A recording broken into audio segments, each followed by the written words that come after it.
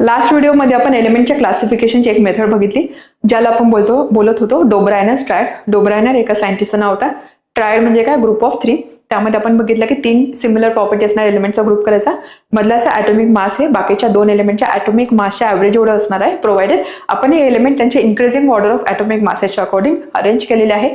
त्यामध्ये आपण काय प्रॉब्लेम बघितला किंवा काय लिमिटेशन बघितला. सगळ्या एलिमेंटसाठी हे लॉजिकली अप्लिकेबल नव्हतं, म्हणजे त्यावेळेस माहित असणाऱ्या सगळ्या एलिमेंट या पद्धतीने आपण क्लासिफाय किंवा ग्रुप करू शकलो नाही. यानंतर एक नेक्स्ट थेरी प्रपोज करण्यात आली, ज्याला आपण बोलतो Newlands law of octave.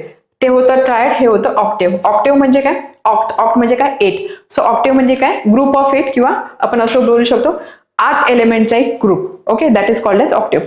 So ही थेरी काय सांगते, न्यूलँड्स लॉ ऑफ ऑक्टेव्ह हे आपण रिलेट करू शकतो म्युझिक सोबत. म्हणजे त्यांनी ही थेरी देताना एक बेस किंवा एक रेफरन्स म्हणून घेतलेला आहे म्युझिकल नोट्स. ओके, आपल्याला माहिती आहे की सप्तसूर कोणते असतात, सा रे ग म प ध नि, आणि त्यानंतर अगेन सा रिपीट होतो. माहिती आहे आपल्याला, या 7 सुरांना आपण बोलतो सप्तसूर.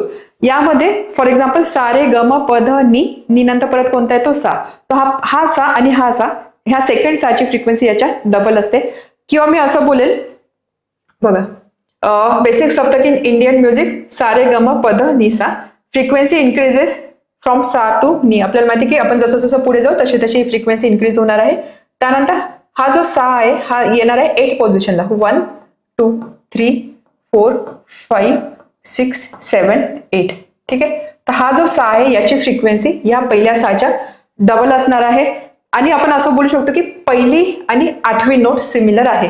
पहिली नोट आणि 8वी नोट सिमिलर आहे. त्याच पद्धतीने अगेन इथे काय येणार आहे, रे येणार आहे. म्हणजेच काय, हा रे आणि हा रे. जर मी याची पोझिशन जर चेक केली तर बघा 1 2 3 4 5 6 7 8. अगेन हा या पोझिशनच्या according this is first note and this is 8 note. So पहिली नोट आणि 8वी नोट सिमिलर आहे. पहिली नोट आणि 8वी नोट सिमिलर आहे. त्याच पद्धतीने आता हे आपण इंडियन म्युझिक बोललो, त्याच पद्धतीने वेस्टर्न म्युझिक मध्ये हेच 7 सूर आपण कसे म्हणतो, डो रे मी फा सोला टी, डो रे मी फा सोला टी, आणि त्यानंतर अगेन डो येणार आहे, अगेन रे येणार आहे. म्हणजे सेम पॅटर्न मध्ये हे सगळं रिपिटेशन होणार आहे. यावरून आपण असं बोलू शकतो की म्युझिक मध्ये सुद्धा पहिली नोट आणि 8वी नोट रिपीट होते, किंवा पहिली नोट आणि 8वी नोट सिमिलर असते.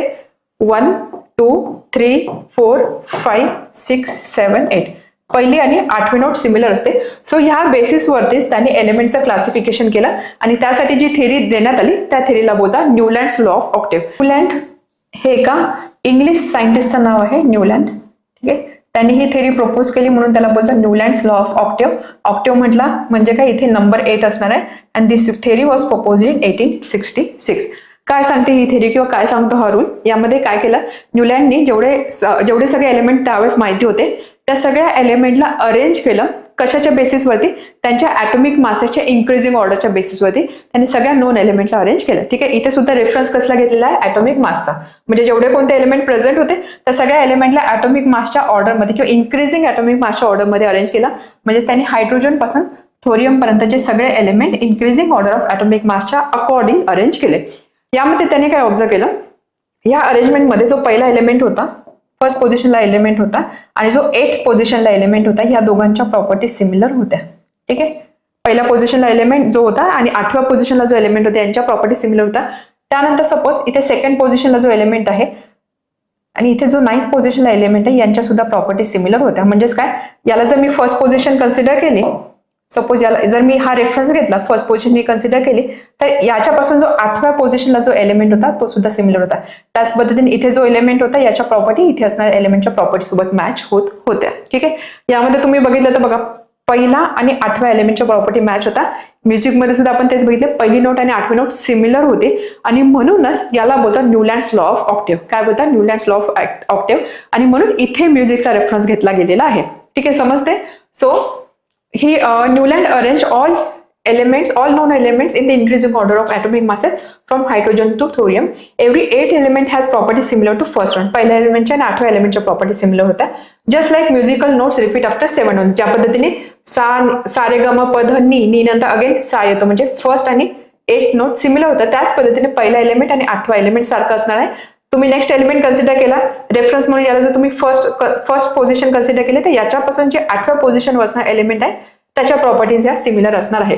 फॉर एक्झाम्पल त्यासाठी त्यांनी काय केलं, असा एक टेबल इथे दाखवलेला आहे न्यूलँड ऑक्टेव्हचं. यामध्ये त्यांनी माहीत असणारे एलिमेंट अरेंज केलेला आहे. ऍक्च्युली यामध्ये अजून सुद्धा खाली काही एंट्रीज आहे किंवा अजून सुद्धा काही एलिमेंट्स प्रेझेंट आहे, बट आपण फक्त रेफरन्ससाठी एवढा पार्ट घेतलेला आहे. काय केलेलं आहे, एलिमेंट जे आहे ते increasing order of atomic mass मध्ये असे अरेंज केलेले आहे. ठीक आहे, ओ नंतर एफ, एफ नंतर एन ए नंतर एम जी, देन एल, अशा पद्धतीने. त्यानंतर सा रे ग म प ध नी. ठीक आहे, और डो रे मी फा सो ला टी. ठीक आहे, सात सुरांच्या अकॉर्डिंग त्याला अरेंज केलेलं आहे. काय सांगितलं त्याने, या अरेंजमेंटमध्ये कोणते एक एलिमेंट तुम्ही उचला त्याच्या पोझिशन पासून 8व्या पोझिशनला असणाऱ्या एलिमेंटच्या प्रॉपर्टी ह्या नेहमी सिमिलर असणार आहे. फॉर एक्झाम्पल जर मी लिथियम कन्सिडर केला, एल आहे. ठीक आहे, लिथियम फर्स्ट पोझिशन, याच्यापासून मी सुरुवात करते म्हणजे मला लिथियमला फर्स्ट पोझिशनला कन्सिडर करावं लागेल. 1 2 3 4 5 6 7 8. म्हणजेच काय, पहिला आणि 8वा नोट सिमिलर होता, पहिले 8व्या एलिमेंटच्या प्रॉपर्टी सिमिलर होत्या. याचाच अर्थ काय, लिथियम आणि सोडियम याच्या प्रॉपर्टी सिमिलर असणार आहे. त्याच पद्धतीने जर मी नेक्स्ट एलिमेंट कन्सिडर केला, बीई. ठीक आहे, बेरिलियम. 1 2 3 4 5 6 7 8. बीई आणि मॅग्नेशियम एमजी या दोघांच्या प्रॉपर्टी सिमिलर असतात. जर मी इकडचा ग्रुप कन्सिडर केला, फ्लोरीन. 1 2 3 4 5 6 7 8. फ्लोरीन आणि क्लोरीनच्या प्रॉपर्टी सुद्धा सिमिलर आलेल्या आहेत. तर अशा पद्धतीने हा जो लॉ असतो किंवा ही जी थिअरी असते याला आपण बोलतो न्यूलँड्स लॉ ऑफ ऑक्टेव्ह, ज्याला आपण असं डिस्क्राईब करू शकतो, every 8 element has similar properties. Every 8th element has similar properties when elements are arranged in the increasing order of their atomic mass. ज्यावेळेस आपण एलिमेंट atomic massच्या increasing order मध्ये arrange करतो त्यावेळेस जो 8वा एलिमेंट असणार आहे त्या 8व्या एलिमेंटच्या आणि पहिल्या एलिमेंटच्या प्रॉपर्टीज ह्या नेहमी सिमिलर असतात. यालाच बोलतो Newlands law of octave. Clear आहे.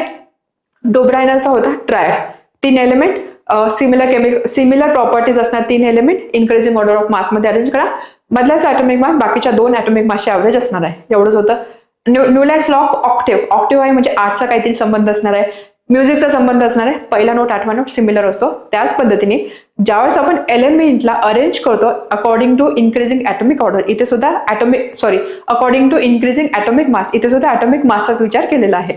सो ज्यावेळेस आपण इन्क्रीजिंग ॲटॉमिक मासच्या अकॉर्डिंग एलिमेंटला अरेंज करतो त्यावेळेस प्रत्येक पहिला एलिमेंट आणि 8वा एलिमेंट, इथला पहिला एलिमेंट 8वा एलिमेंट यांच्या प्रॉपर्टीज या सिमिलर असतात आणि याला आपण बोलतो न्यूलँड्स लॉ ऑफ ऑक्टेव्ह. ठीक आहे, सिंपल आहे.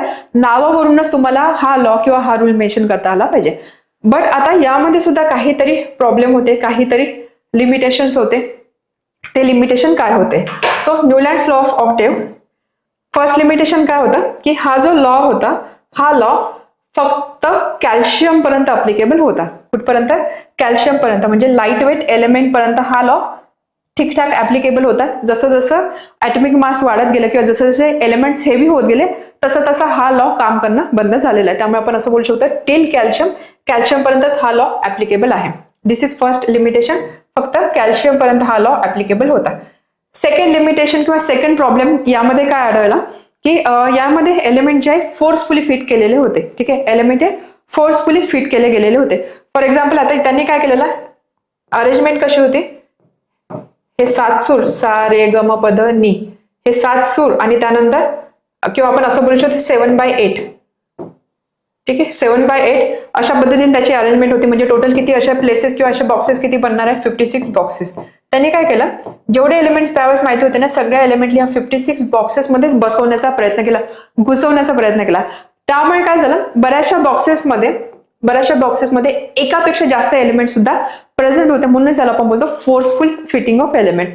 Second problem, forced fitting of element. Newland made 7x8 56 box table. To fit all elements he place 2 elements in 1 box. त्यांनी काय केलं, सगळे एलिमेंट इथे प्रत्येक ठिकाणी हे सगळे बॉक्सेस यूज केले पाहिजे आणि जेवढे एलिमेंट आहे ते याच्यामध्ये बसले पाहिजे. म्हणून त्यांनी काय केलं, एका बॉक्समध्येच 2 एलिमेंट बसवले किंवा फिट करण्याचा प्रयत्न केला.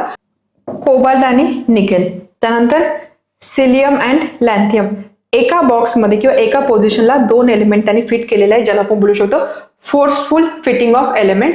For example cobalt and nickel are in the same box, cerium and lanthanum they are also in the same box.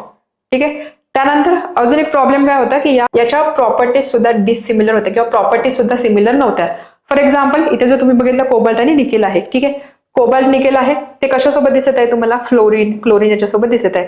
Fluorine chlorine याला आपण बोलतो हॅलोजन. हे पुढे जाऊन आपण सगळं बघणार आहोत. याला आपण बोलतो हॅलोजन. सो हॅलोजन सोबत त्यांनी कोबाल्ट निकेल ह्या मेटलला ठेवलेला आहे. त्याच पद्धतीने इकडे जर तुम्ही बघितलं फेरस, Fe, फेरस हा काय मेटल आहे. मेटलला त्यांनी ऑक्सिजन आणि सल्फर या नॉन मेटल सोबत ठेवलेला आहे. किंवा आपण असं बोलू शकतो हा मेटल आहे, हे सुद्धा मेटल आहे. हे जवळजवळ पाहिजे होते, बट हे अगदी एक्स्ट्रीम एंडला होते. म्हणजेच काय रॉंग ग्रुपिंग ऑफ एलिमेंट सुद्धा इथे होतं. ठीक आहे. So next problem, wrong grouping of elements. Cobalt and nickel, these are metals which are placed with halogen under node do. इथे हॅलोजनच्या अंडर ते प्लेस करण्यात आले. And Fe similar to cobalt and nickel placed far away with oxygen and sulfur which are non metals. हा सुद्धा एक drawback यामध्ये होता.